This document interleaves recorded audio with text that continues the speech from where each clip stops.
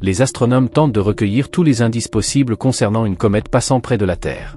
Après une analyse approfondie, ils ont découvert que ce corps céleste, désormais appelé Atlas des Trois Yeux, il ne provient pas de notre système solaire, mais est un visiteur interstellaire. Dans la nuit du 30 juin, 24 heures seulement avant sa détection officielle, un événement inexplicable s'est produit. Un signal mystérieux s'est propagé dans l'espace, laissant les scientifiques sans voix.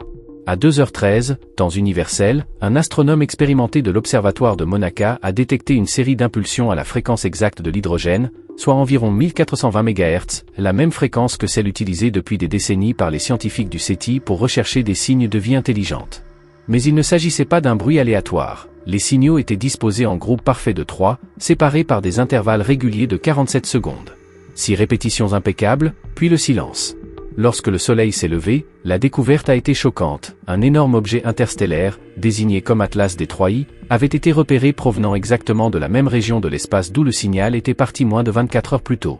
En analysant les enregistrements, l'astronome a remarqué un détail encore plus troublant. Les intervalles des signaux correspondaient avec une précision extrême à la rotation de la Terre. Cela signifiait que celui qui les avait envoyés savait exactement où se trouverait la Terre et quand recevoir le message au moment idéal. Des archives historiques ont révélé qu'il y a plus de 20 ans, l'humanité avait envoyé une transmission dirigée vers cette même partie du ciel. Et aujourd'hui, depuis la même direction, le plus grand objet interstellaire jamais observé est apparu, pénétrant notre système solaire. Atlas des Trois Yeux repéré pour la première fois en juillet 2025, la NASA l'avait initialement classé comme une comète ordinaire. Cependant, après une analyse détaillée de son orbite anormale, de ses passages à proximité des planètes et de sa disparition imminente derrière le Soleil, Avi Loeb, astrophysicien de renom à Harvard, est parvenu à une conclusion inquiétante. Selon des calculs croisés avec les données officielles de la NASA, il existe une probabilité de 99% qu'il s'agisse en réalité d'un véhicule artificiel se faisant passer pour un corps céleste. Loeb prévient que cette même possibilité pousse la NASA à développer d'urgence le programme Bouclier 3, conçu pour créer une mission d'interception capable de réagir extrêmement rapidement. Dans cette vidéo, nous analyserons le document scientifique signé par Loeb, présenté dans son intégralité, qui démontre comment Atlas n'est pas seulement un rocher, mais une possible sonde extraterrestre dotée d'intelligence, capable de localiser la Terre en suivant nos signaux radio et nos transmissions envoyées dans l'espace lointain depuis des décennies. Le premier élément qui alimente les soupçons est sa taille gigantesque. Les premières estimations indiquent un diamètre d'une vingtaine de kilomètres, comparable à celui de l'île de Manhattan. Une telle ampleur n'est observée chez aucune comète connue, ce qui suggère que quelque chose de bien plus complexe et planifié se cache sous son apparence glacée.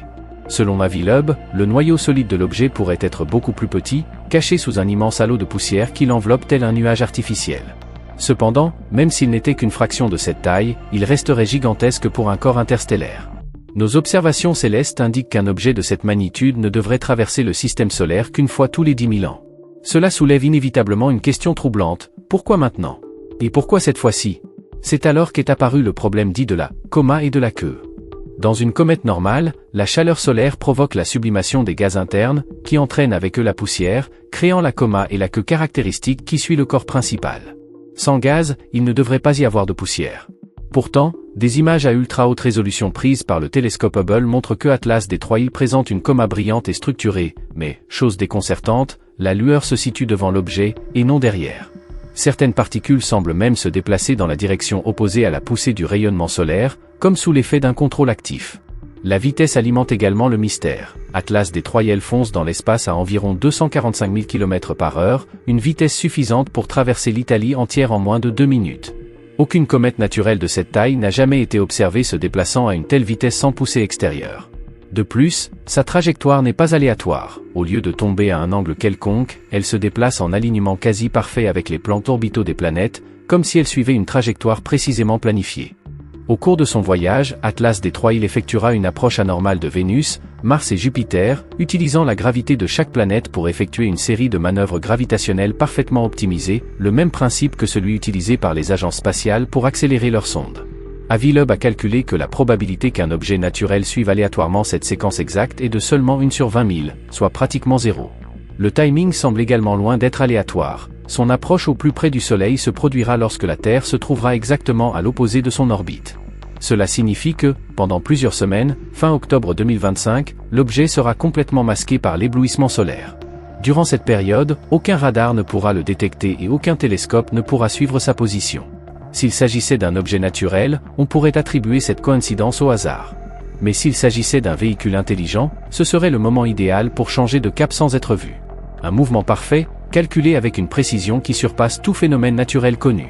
De plus, le noyau, la partie solide de l'objet, est étonnamment plus petit que prévu pour une telle luminosité, tandis que la chevelure brille bien plus fort que prévu par les modèles théoriques. Tout cela suggère que nous observons un comportement qui ne correspond à aucune catégorie cométaire traditionnelle, mais qui a été construit dans un but bien précis. Cet écart suggère que la luminosité observée ne provient pas entièrement de la réflexion de la lumière solaire. Elle pourrait plutôt résulter d'éruptions générées par une surface extraordinairement lisse, voire constituée de matériaux technologiques.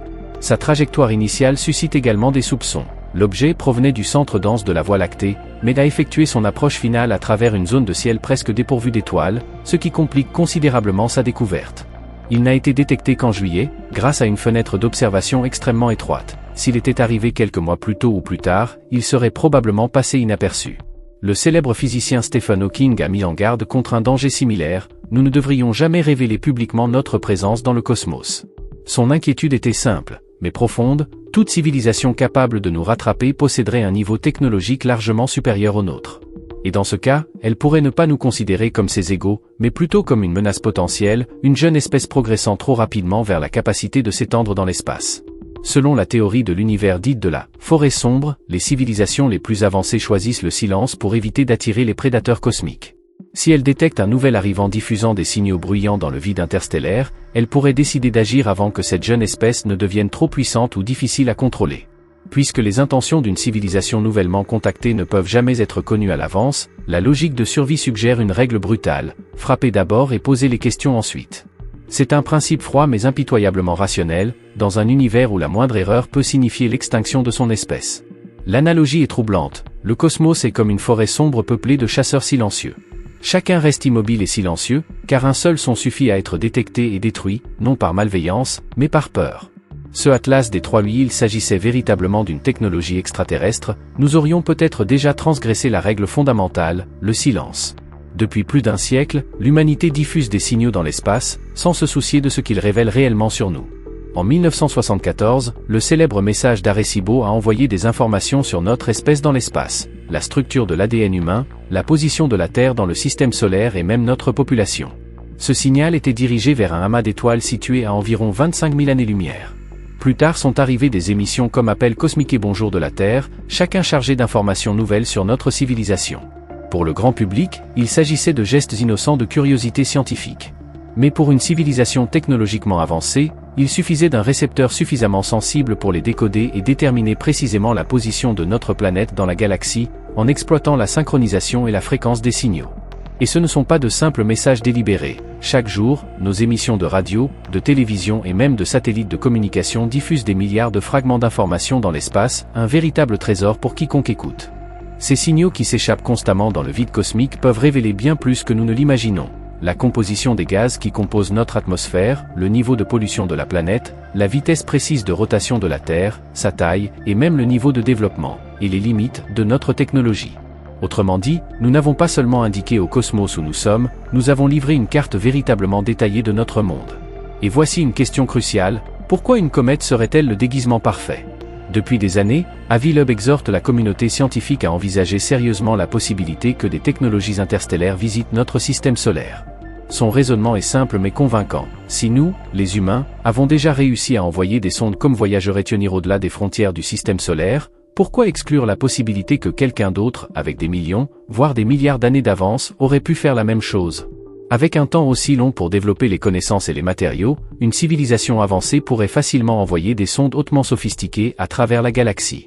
Et le moyen le plus intelligent d'y parvenir sans éveiller les soupçons serait de déguiser un véhicule en comète. Scientifiquement, c'est un plan ingénieux et parfaitement plausible. Une comète n'est rien d'autre qu'un noyau rocheux recouvert de couches de glace et de poussière volatile. À mesure qu'elle s'approche du Soleil, ces glaces se sublimant, créant une chevelure lumineuse et une queue brillante qui masque complètement le corps solide qu'elle contient, un camouflage naturel, idéal pour ceux qui souhaitent éviter d'être détectés. Les télescopes ne peuvent pas véritablement pénétrer l'épaisse couche de poussière et de gaz qui enveloppe un tel corps. Enfermer un vaisseau spatial dans une épaisse couche de glace et de débris lui offrirait une protection naturelle contre le rayonnement cosmique et les micrométéorites, et surtout, lui donnerait une apparence parfaitement identique à celle d'une comète ordinaire. La chaleur provenant des systèmes internes serait perturbée par le chaos thermique produit par l'évaporation des gaz, et même les ondes radar se disperseraient sur la surface irrégulière et poreuse, rendant impossible toute distinction entre l'artefact et un objet naturel. Cette idée, une sonde recouverte de glace, n'est pas une fantaisie. La NASA elle-même a déjà étudié l'utilisation de boucliers de glace pour des missions habitées au-delà de l'orbite terrestre, à la fois comme protection contre les radiations et comme ressource potentielle pendant le voyage. D'un point de vue technique, le concept est solide et réaliste. Et lors d'une mission secrète, l'avantage est évident, personne ne soupçonnerait le passage d'une comète dans un système planétaire. C'est le camouflage parfait. Et c'est là que se pose la question cruciale. Atlas D3 s'agit-il vraiment d'une ancienne relique de glace interstellaire, ou d'un vaisseau conçu et déguisé en comète? L'équipe d'Avilob a calculé les probabilités, seulement 0,2% que son alignement orbital soit dû au hasard, seulement 0,05% que ses manœuvres rapprochées avec les planètes soient une simple coïncidence, et une synchronisation parfaite avec la période pendant laquelle elle restera derrière le Soleil. Pris individuellement, ces éléments peuvent sembler relever du hasard. Mais ensemble, ils dessinent un phénomène bien plus intentionnel, presque programmé. L'hypothèse selon laquelle sa trajectoire aurait été intentionnellement conçue devient de plus en plus plausible. Actuellement, Atlas D3 est proche de Jupiter et poursuit sa trajectoire prévue. Cependant, si elle utilisait la lumière intense du Soleil pour modifier sa trajectoire, nous ne la remarquerions que plusieurs semaines plus tard, lorsqu'elle refait surface. À ce moment-là, sa nouvelle trajectoire pourrait la rapprocher considérablement de la Terre, voire la mener à une collision. Un impact à cette vitesse serait tout simplement inconcevable. Un corps de 12 km de diamètre libérerait des millions de fois plus d'énergie que la bombe nucléaire la plus puissante jamais explosée. Les océans s'élèveraient en vagues titanesques aussi hautes que des gratte-ciel, le ciel serait embrasé par des incendies de forêt à l'échelle mondiale et la lumière du soleil serait obscurcie pendant des années par un manteau de poussière.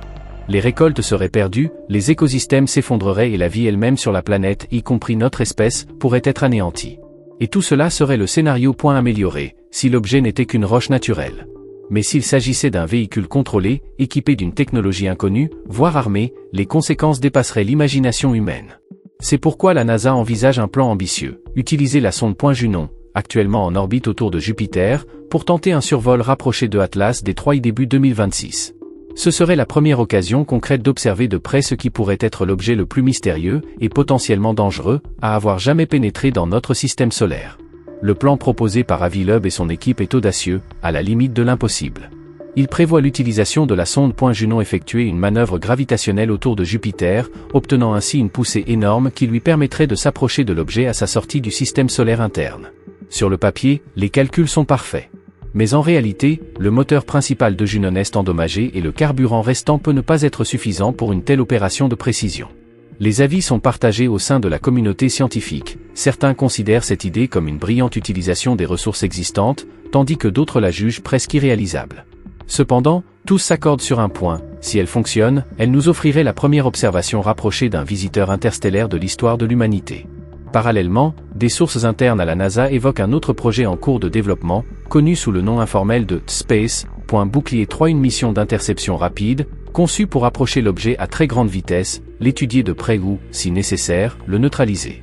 Certains rapports évoquent même la possibilité d'une charge nucléaire. Cependant, les défis techniques sont immenses. Égaler la vitesse d'un objet voyageant à des centaines de milliers de kilomètres par heure dépasse largement les capacités des fusées chimiques conventionnelles.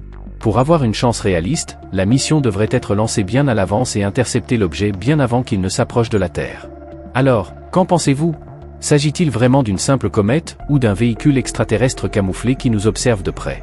Partagez votre théorie dans les commentaires et abonnez-vous à la chaîne pour suivre toutes les actualités. Atlas D3 est une histoire qu'aucun amateur de mystère cosmique ne peut se permettre de manquer.